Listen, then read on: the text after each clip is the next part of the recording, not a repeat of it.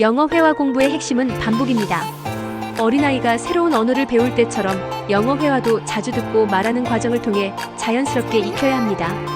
특히 쉽게 말할 수 있는 문장을 반복해서 사용하며 그것들을 안무기억으로 전환하는 것이 중요합니다. 이번 글에서는 그 과정을 어린이의 언어 습득 과정을 통해 설명하고 이를 학술적인 관점에서 어떻게 적용할 수 있는지 살펴보겠습니다. 어린이의 언어 습득 과정. 어린이들이 언어를 배우는 과정은 놀라울 정도로 자연스럽고 효율적입니다.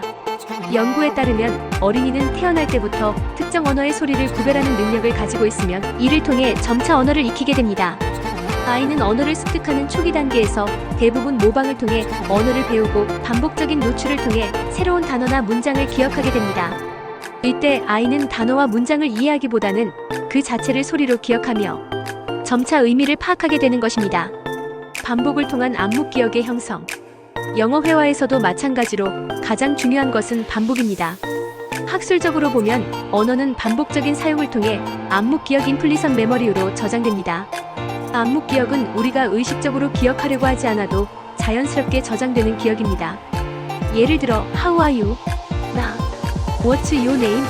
과 같은 간단한 문장은 처음에는 의식적으로 외워야 할 수 있지만 반복적으로 사용하면서 점점 더 자연스럽게 기억에 저장되고 실제 상황에서 바로 사용할 수 있게 됩니다.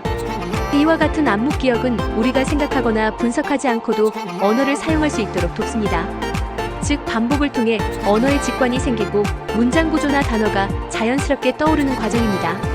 어린이가 말을 배울 때 처음엔 엄마, 물과 같은 간단한 단어를 반복하면서 점차 더 복잡한 문장으로 나아가는 것과 비슷합니다. 영어 회화 학습에 적용하기. 영어 회화를 학습할 때도 동일한 접근 방식이 필요합니다. 첫째, 너무 복잡한 문장부터 시작하는 것보다는 일상에서 자주 사용되는 간단한 문장부터 익히는 것이 좋습니다. 예를 들어, How's the weather today? 나 I like to play soccer. 같은 문장을 자주 반복하며 자연스럽게 기억에 남도록 해야 합니다.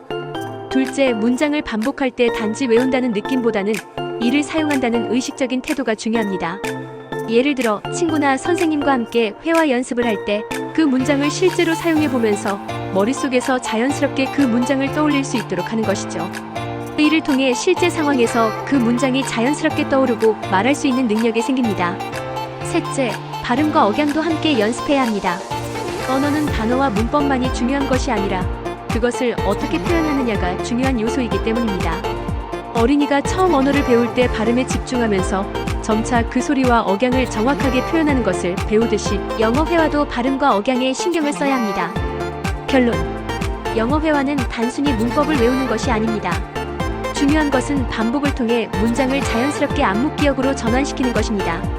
어린이가 언어를 배우는 과정을 본받아 쉽게 사용될 수 있는 문장부터 반복적으로 학습하고 그것을 실제 대화에서 사용할 수 있도록 연습하는 것이 핵심입니다.